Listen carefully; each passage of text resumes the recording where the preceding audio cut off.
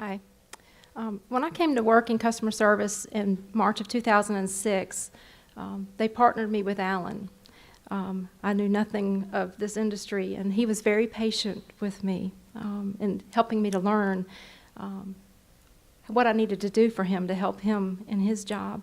And we quickly became friends, as he did with so many people. And I'm going to miss him so much. As Peter mentioned, people wonder, what is their legacy? What will people remember you for, and what can people learn from you from the life that you've spent here? And I have several things that I've learned from Alan. First is to always have a positive attitude, and to do your best at making people smile. That's something he was just so phenomenal with. He would call me just about every day to check on his orders. And without greeting, his greeting to me was always happy, followed by whatever day of the week it was. So today would have been Happy Friday. Occasionally he would follow up with, he was calling to cause some hate and discontent. And he would kind of chuckle, let you know that he was still thinking positively, but it was during these times, he knew that there was going to be some stress caused on the plant to make something happen.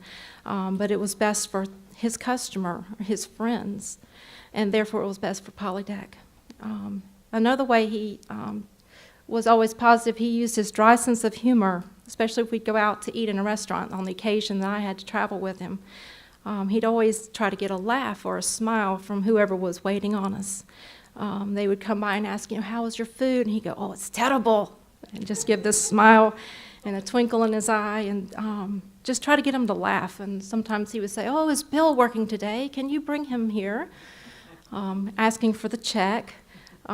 There were times where he would have just about every wait staff there, the chef, the manager, everybody at the table, and they'd all just be laughing and smiling.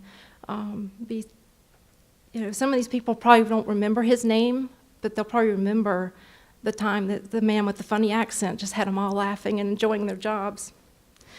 Another thing was he was fully engaged with life and building relationships.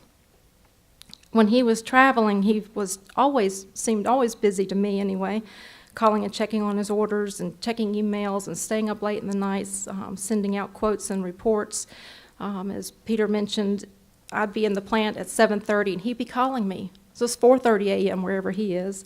And I'd still get quotes late into the evening. So he was tireless and just seemed to always be fully engaged with his work.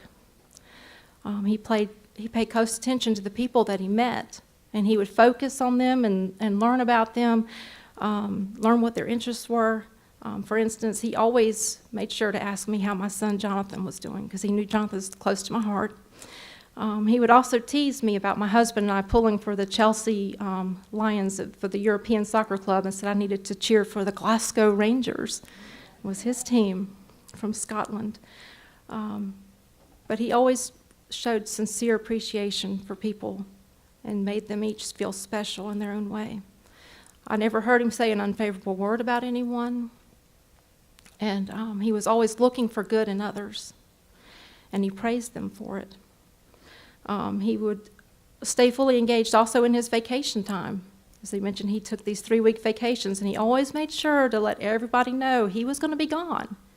And when he was gone, he was gone. He didn't check emails. He didn't return phone calls. No work. It was all engaged and dedicated to Dominique and their time together.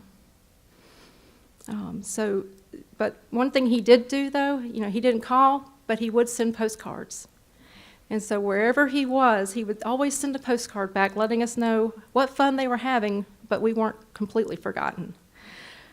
So some of the things that he leaves behind is to keep a positive attitude, to make people smile, to stay fully engaged in your activities, whether it's vacation or work, and to show sincere appreciation and build relationships with others.